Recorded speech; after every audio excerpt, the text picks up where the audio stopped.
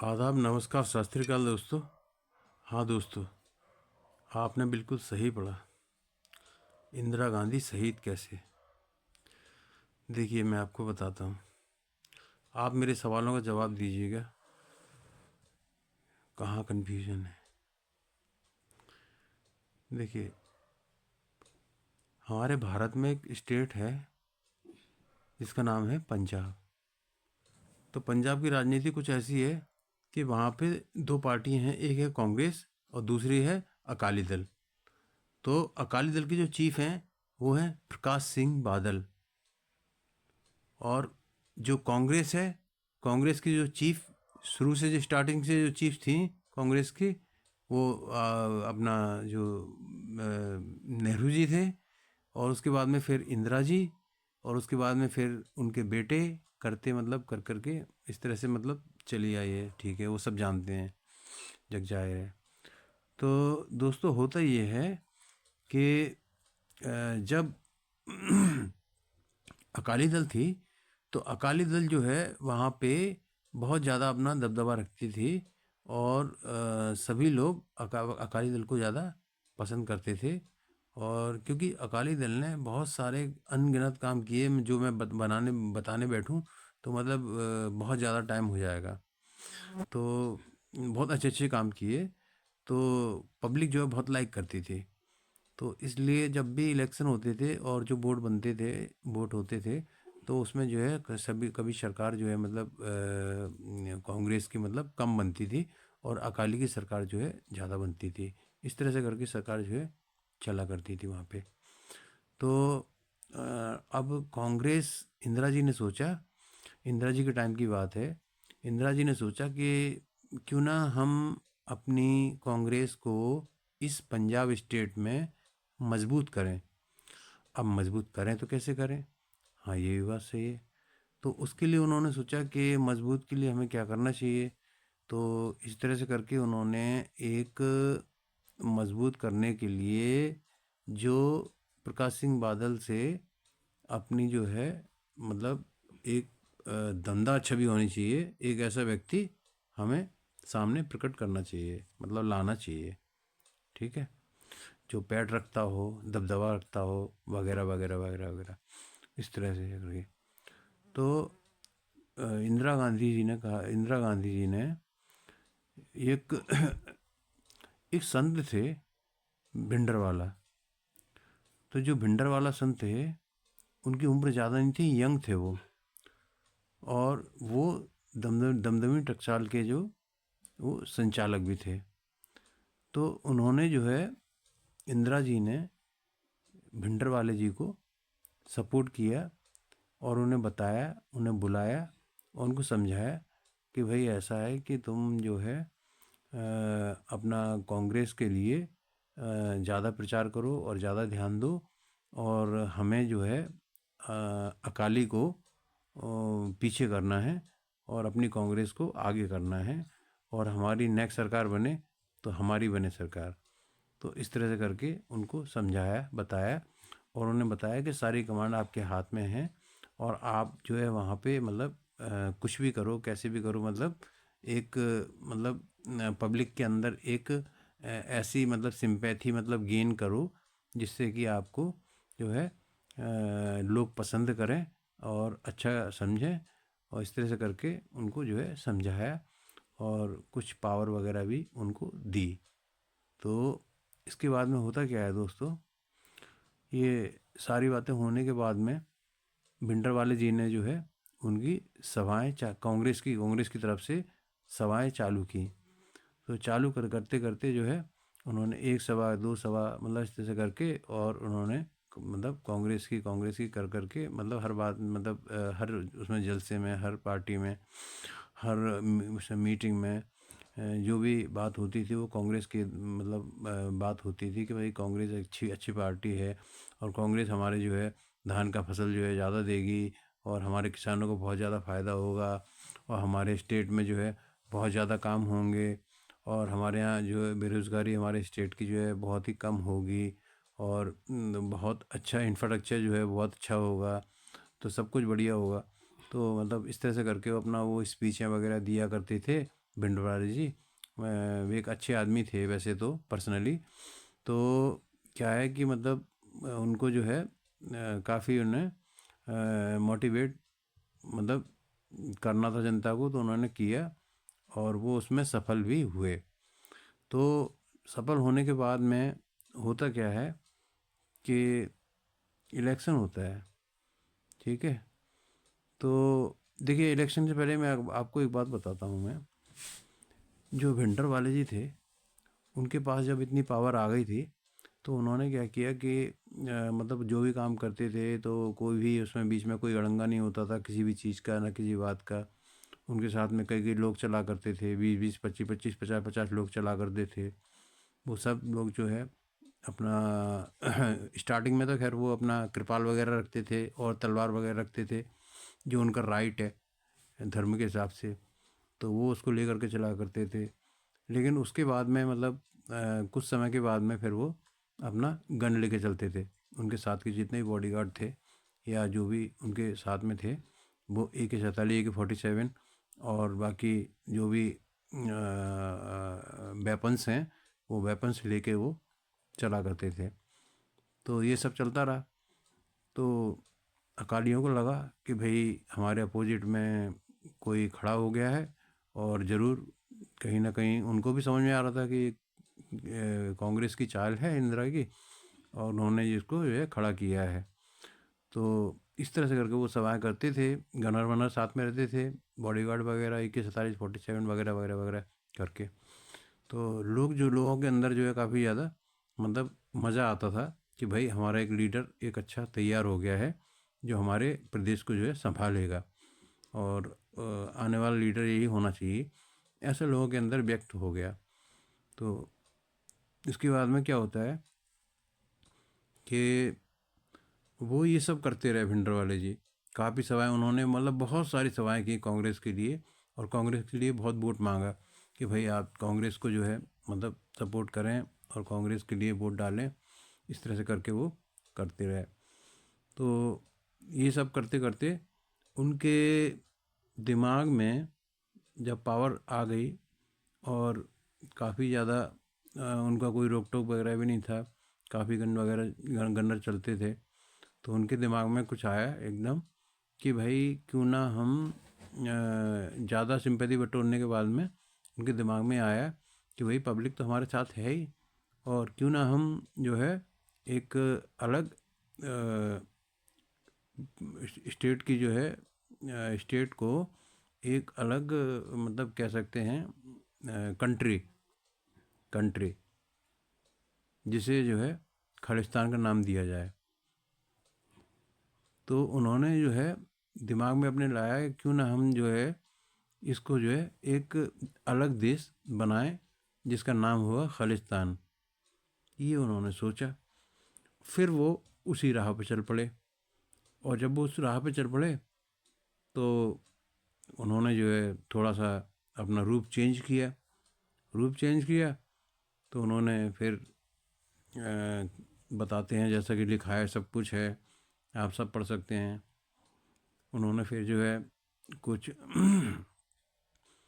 कुछ जो है हिंदू वगैरह थे, तो जो नॉन सिख थे, तो उन लोगों को जो है उन्होंने थोड़ा सा कहा कि भाई तुम लोग यहाँ से चले जाओ, और ये खालिस्तान है, खालिस्तान बनेगा, और आप लोगों का यहाँ पे कोई काम नहीं है। इस तरह से करके वो उनको बताते थे। सिलसिला चलता रहा काफ़ी टाइम तक। लेकिन उसके बाद में क्या होता है कि फिर ये थोड़ा दूसरे रूप में आए। कांग्रेस को लगने लगा कि हमारा लीडर तो मतलब ठीक हो गया उस टाइम तक, तो कि हाँ अब इलेक्शन के लिए ठीक है, और हम इनको जो है मुख्यमंत्री बना देंगे इलेक्शन जीतने के बाद में।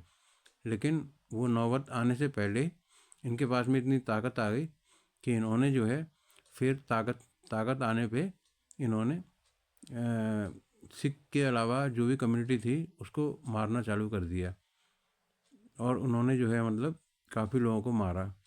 और फिर इन्होंने जैसे कि मतलब थोड़ा बहुत मैं आपको बताता हूँ कि जैसे कि बस आ रही हैं, तो बस में उन्होंने देखा कि कौन कौन पगड़ी बांधे हुए है।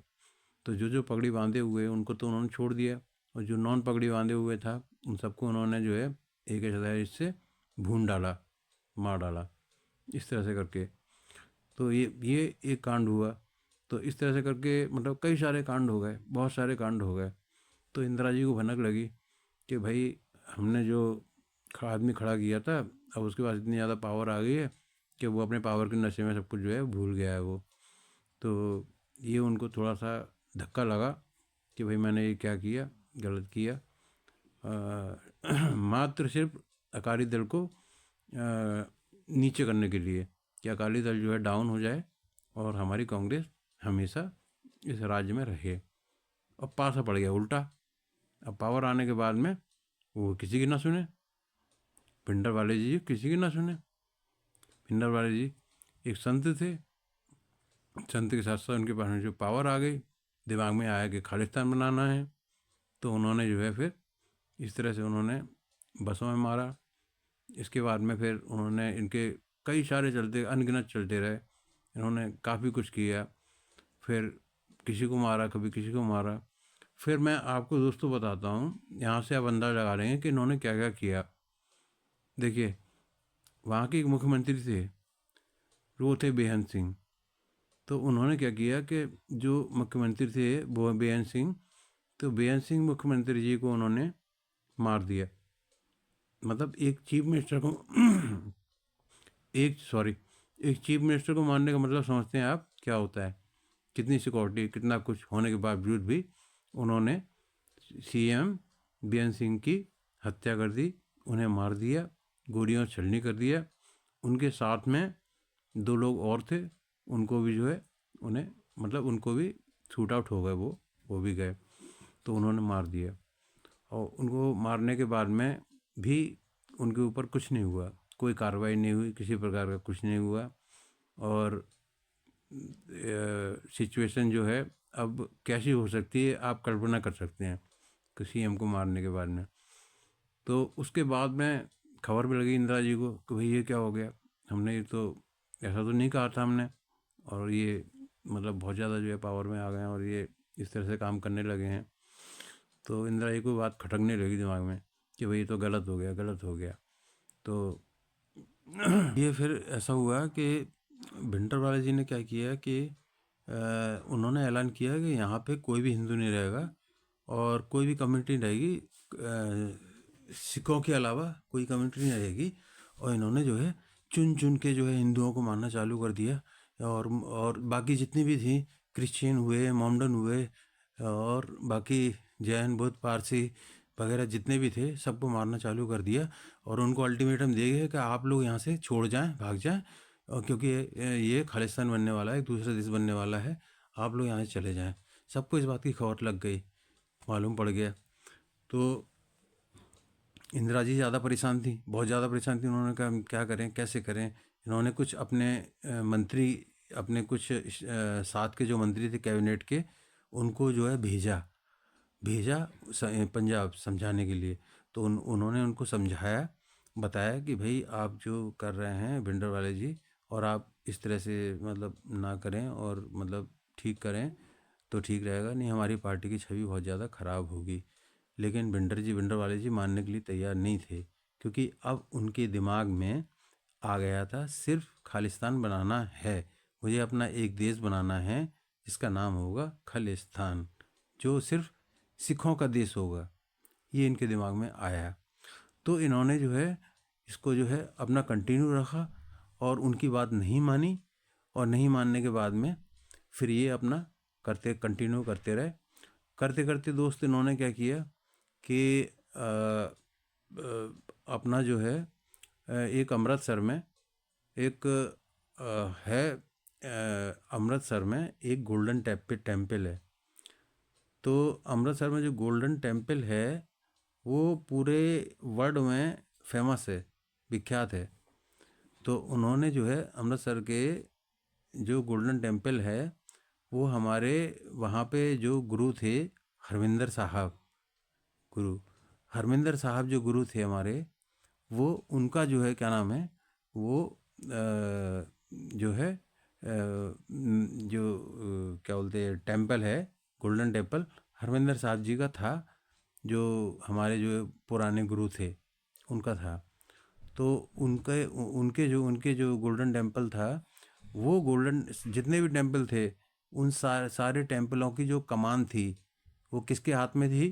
वो थी अकाली दल के हाथ में, यानी प्रकाश सिंह बादल। प्रकाश सिंह बादल एक उनके जो है एक चेयरपर्सन थे, हेड थे वो, तो उनके हाथ में थी।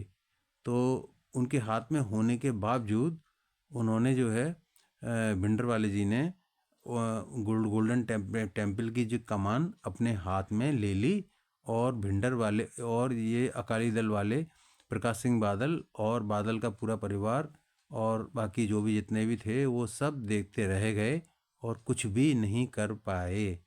इसलिए क्योंकि इनका रूप बहुत विकराल हो गया था, इनके पास बहुत ज़्यादा पावर आ चुकी थी और बहुत ज़्यादा ये अपना इन्होंने निश्चित कर लिया था कि मुझे खालिस्तान बनाना है ऑफ एनी कॉस्ट, इसके लिए मुझे कुछ भी करना पड़े।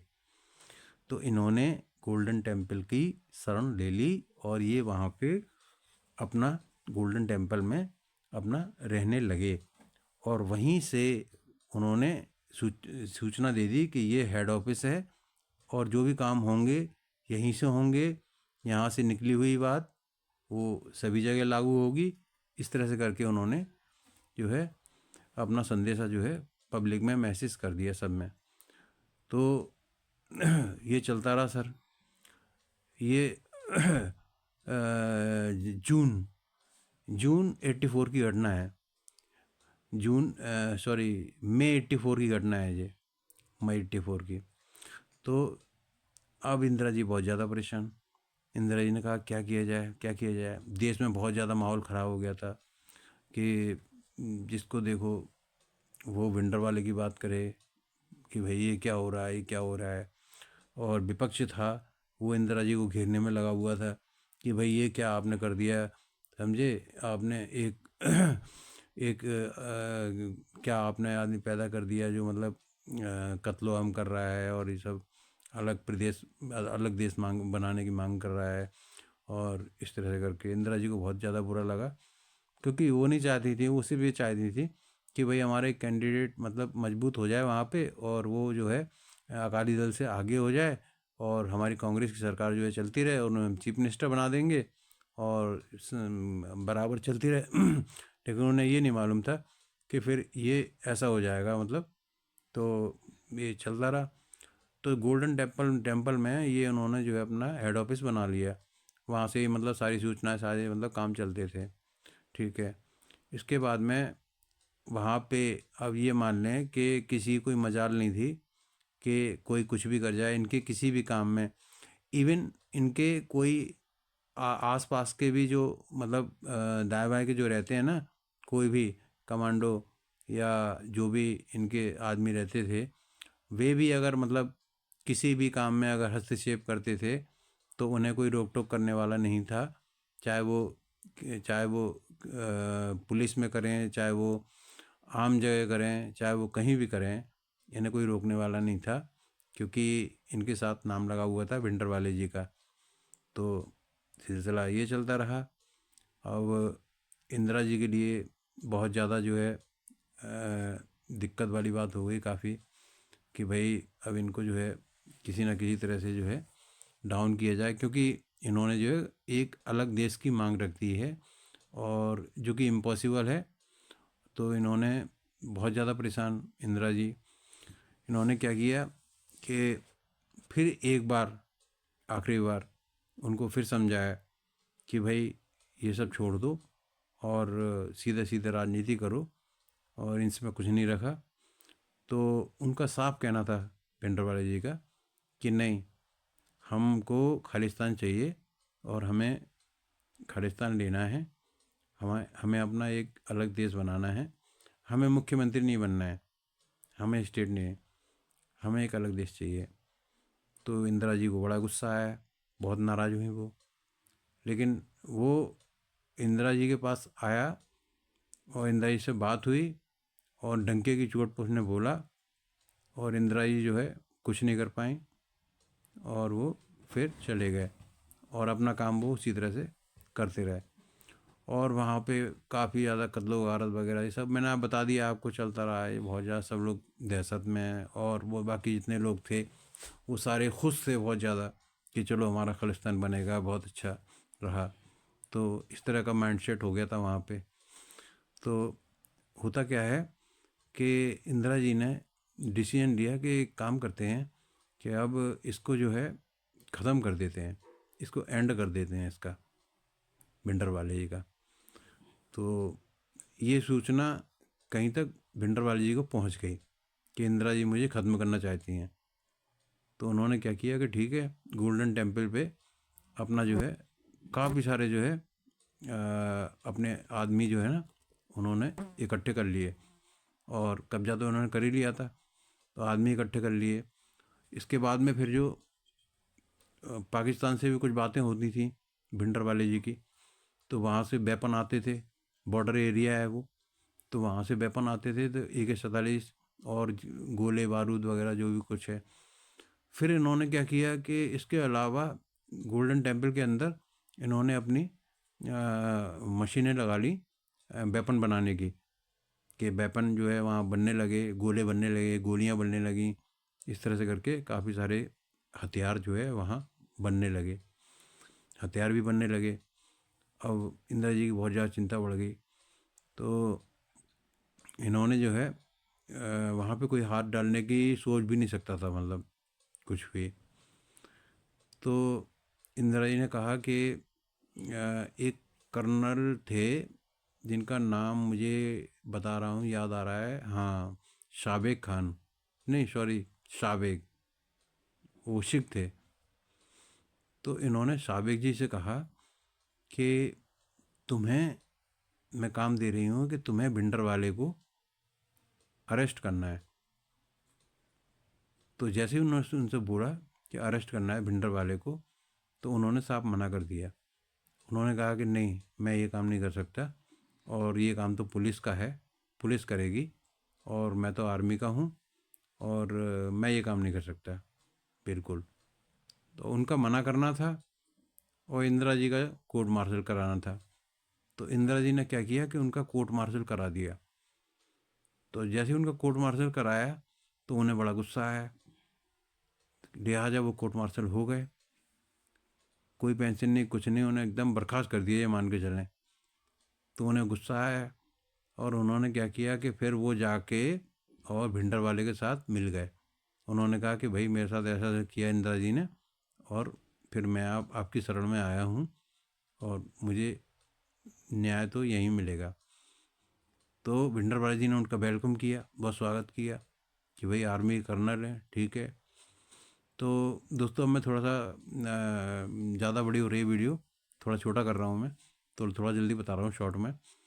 तो उन्होंने क्या किया कि उनकी एडवाइस ली, और बाकी के जितने भी काम हुए वो कर्नल सावेक की एडवाइस से हुए।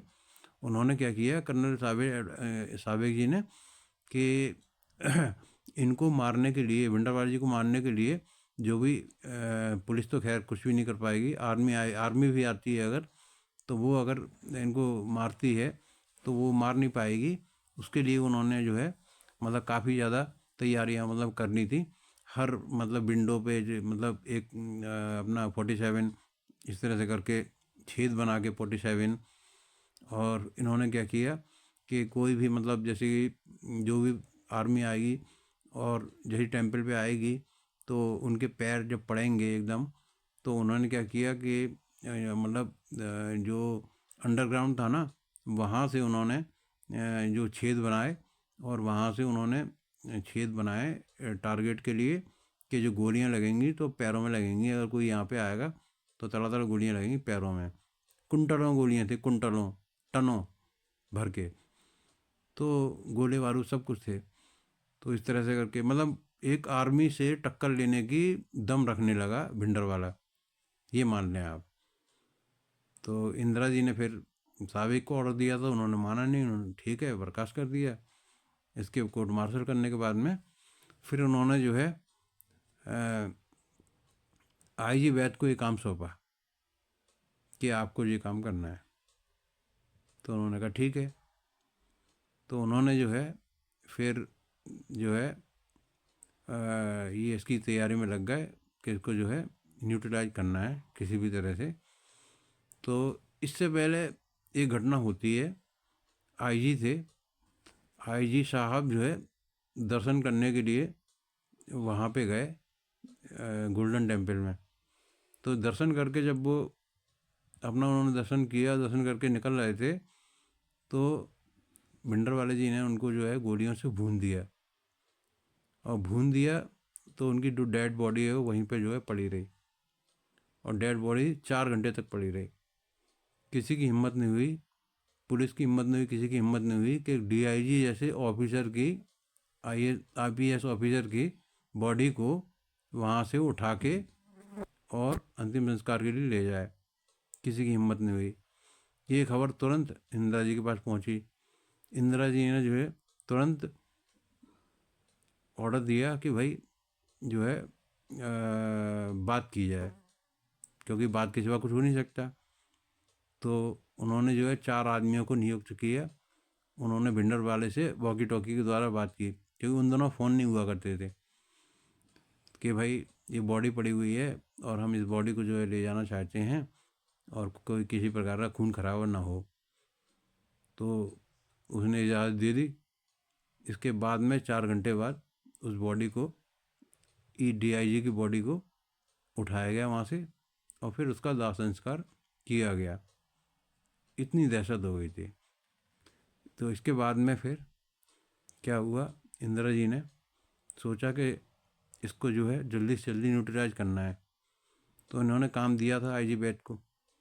तो उन्होंने क्या किया कि फिर अपना जो है आर्मी वगैरह लेके, पलटन लेके, और उन्होंने उस पर जो है अटैक के लिए टैंक वगैरह अंदर जो एंट्री करने लगे पंजाब के अंदर। तो जैसी खबर मिली उनको कि भाई टैंक आ रहे हैं, तो उन्होंने कहा कि भिंडरवाला जी ने कहा कोई बात नहीं, टैंक आ रहे हैं, कोई बात नहीं है, ये कुछ नहीं कर पाएंगे हमारा। इस तरह से करके उन्होंने बोला। तो सब टैंक आ गए और बटालियन आ गई, काफ़ी यूनिट आ गई। तो होता ये है कि जो यूनिट आई, तो सबसे पहले यूनिट में जो जत्था गया वो करीब 132 लोगों का जत्था गया। आर्मी गई, 132 लोग थे उसमें। तो वो आर्मी जब गई, तो जैसे ही वो गई तो उन्हें कुछ मालूम नहीं था। उन्हें तो मालूम था, उन्हें ये बताया गया था कि भाई इसके अंदर है और उसे न्यूट्रलाइज करना है। बाकी ये नहीं मालूम था कि इतना सारा असला उसके अंदर है, इतनी गोलियाँ, बंदूक, काफ़ी सारा असला है। ये सब कुछ नहीं बताया गया था। तो जैसे ही उन्होंने प्रवेश किया अंदर और उन्होंने वहाँ से गोलियाँ स्टार्ट कर दी एकदम, तो वहाँ से जो है 32 जो है गार्ड जो है ना, ऑन द स्पॉट ख़त्म हो गए आर्मी के।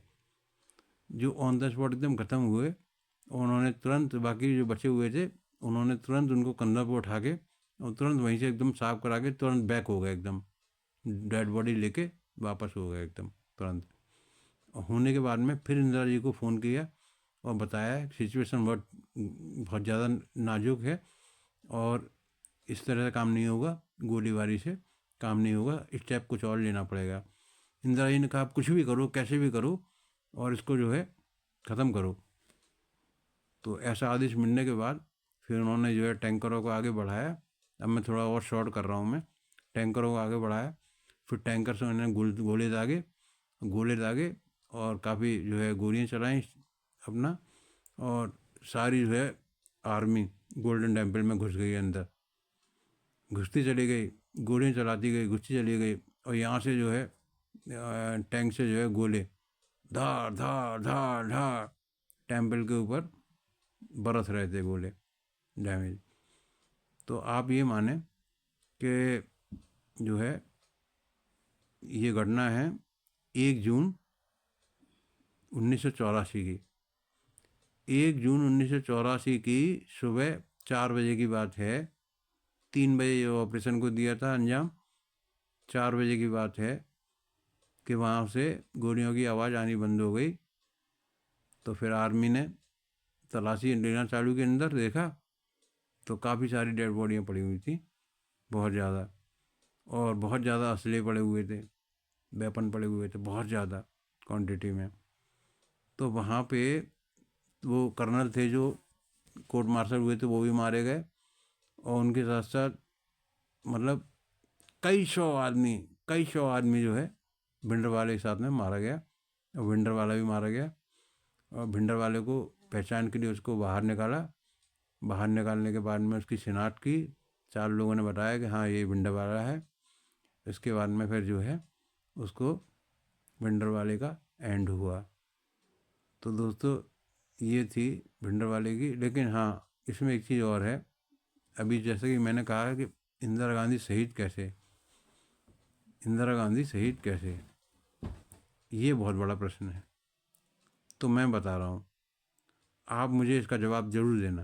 दोस्तों होता ऐसा है कि जब ये भिंडरवाले की जो है हत्या हो गई, भिंडरवाले को न्यूट्रलाइज कर दिया, इसके बाद में ये क्या बोलते हैं, शिनाख्त हो गई इसकी, सब कुछ हो गया, ठीक है। इसके बाद हुआ क्या, पूरे पंजाब के अंदर एक ये मान लें कि चिंगारी लग गई, आग लग गई। और जितने भी समर्थक थे भिंडरवाले के, उन्होंने, सबके पास वेपन थे, उन्होंने त्राही त्राही कर दिया। जिसको देखो उसको गोली मार दी, इसको लूटना, इसको गोली मारना। और उन्होंने मतलब पूरा आतंकवाद मतलब कर दिया, मतलब जो होता है इस तरह से करके, जिसको देखो उसको मारना, ये करना, वो करना। फिर उन्होंने जो है इस प्रशासन को संभालने के लिए उनकी कमान जो है, जो एक्सपायर हो गए, अभी मुझे नाम ध्यान नहीं आ रहा है उनका, KPS Gill, KPS Gill, KPS Gill के हाथ में जो है उन्होंने कमान दी कि भाई पूरे सिस्टम को जो है ठीक करना है, बचे हुए लोगों को जो ये ऊधम मचा रहे हैं उन लोगों को भी जो है करना है। तो दोस्तों केपीएस गिल ने बहुत मेहनत की और ईमानदारी से उन्होंने मतलब एक एक आतंकवादी को, मतलब भिंडरवाला का जो सपोर्टर था और जो कत्लेआम कर रहे थे ये लोग, त्राही त्राही कर रहे थे पूरे पंजाब में, तो उन सबको जो है एक एक करके सबको न्यूट्रलाइज किया, करवाया पुलिस से, और ये सब करवाया। और ये सब करवाने के बाद में मतलब काफ़ी लोग मारे गए पंजाबी इस गोली से, मतलब वैसे भी मारे गए इतने, तो वो गोल्डन टेम्पल मारे गए और कुछ वैसे मारे गए, और ये वाली जो झड़प हुई इसमें मारे गए। फिर इनने जो है केपीएस गिल ने जो आदेश दिया उससे फिर जो है गिरफ्तारियाँ होने लगी, गोली एकदम शूट होने लगे एकदम, उससे काफ़ी लोग मरे। मतलब हजारों हजारों हजारों जो है सिख मारे गए, बहुत ज़्यादा क्वांटिटी में, ज़्यादा। तो इसमें बहुत ज़्यादा रोष था, बहुत ज़्यादा रोष था। अच्छा, रोष के और इससे भी ज़्यादा रोष था, किस बात का रोष था, वो था गोल्डन टेम्पल में आर्मी का जूते पहन के जाना। हाँ जी, ये सबसे ज़्यादा रोष था इसका, कि गोल्डन टेम्पल में आर्मी चली गई जूते पहन के, बूट पहन के घुस गई अंदर। इसका बहुत ज़्यादा था, क्योंकि वो था स्थान हरमिंदर साहब जी का। जी हाँ।